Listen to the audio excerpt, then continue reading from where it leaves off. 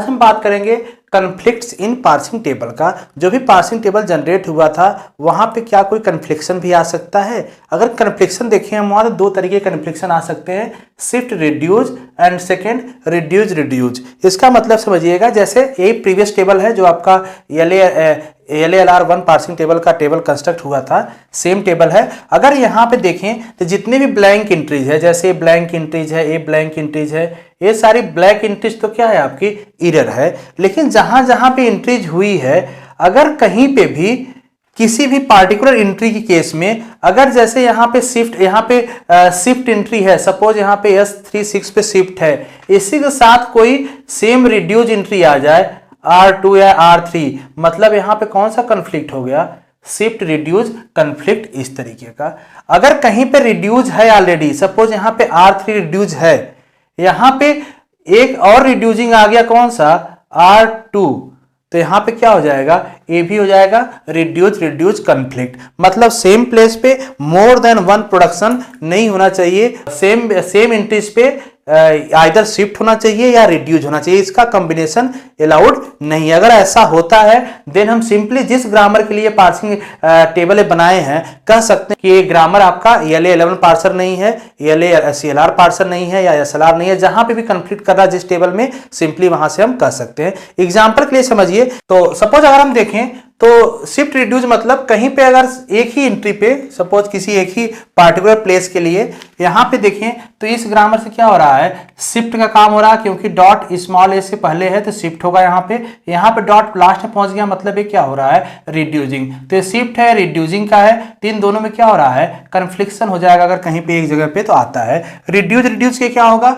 Suppose कहीं पे दिया हुआ है इस तरह से A can be alpha dot, look ahead symbol दिया हुआ आपका A, और दूसरा कहीं पे है B can be alpha dot, जहां पे लुक एट सिंबल भी दिया हुआ है A। तब यहां पे देखें क्या है? दो प्रोडक्शन, ये भी प्रोडक्शन ये भी प्रोडक्शन, दोनों और क्या हो रहे हैं? लास्ट में डॉट पहुंच चुका है और दोनों का लुक हेड क्या है? सेम सिंबल A है, मतलब ये भी क्या हो जाएगा? ए भी रिड्यूज, दोनों रिड्यूज के सिंबल पे हो रहे हैं A पे, तो रिड्यूज कन्फ्लिक्शन यहाँ पे आ जाएगा।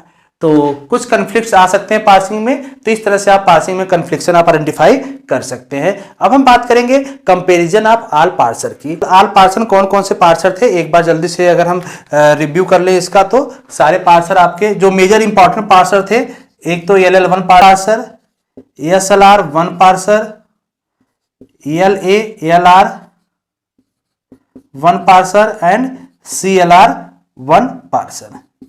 ये 5 इंपॉर्टेंट पार्सर थे जो कि हमने अभी उसका टेबल के साथ एग्जाम्पल को सॉल्व किया। अगर इनका हम कंपैरिजन देखें तो आपके ग्रामर भी दो मेजर कैटेगरी में होते हैं। एक तो होता है एम्बिग्यूअस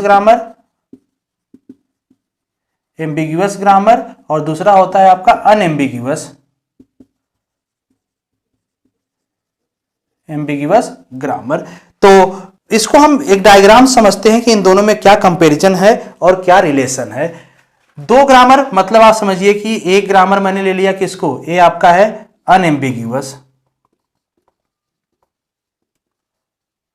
और एक ग्रामर और मैंने ले लिया जो कि क्या है? Ambiguous grammar. जैसा कि मैंने स्टार्टिंग लेक्चर में, इंट्रोडक्टरी लेक्चर में ही बताया था पार्सर का, कि कभी भी एम्बिग्यूअस ग्रामर पे कोई भी पार्सर आपका काम नहीं करता। मतलब ये सारे जो पार्सर यहाँ पे इंपॉर्टेंट पार्सर लिखे हुए हैं, ये सारे पार्सर देखें तो इस एम्बिग्यूअस ग्रामर पे कोई भी पार्सर काम नहीं करेगा। तो सारे पार्सर जाहिर से कहां पे काम करेंगे?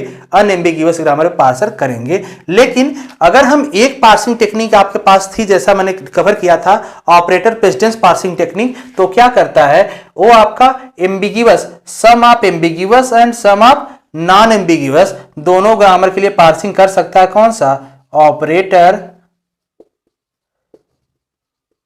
Precedence parser. ठीक है, इसका मैंने दिखाया भी था आपको कि एक एम्बिग्यूअस पार्सर का लेके उसको पार्सिंग करके दिखाया था एग्जांपल के साथ।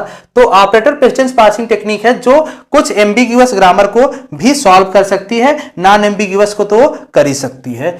इसके अलावा जो आपका सबसे लिस्ट पावरफुल होता है आपका LR0 पार्सर। इससे मोस्ट पावरफुल होता है, ए भी किस पे काम करेगा, अनएम्बिगियस पार्सर पे।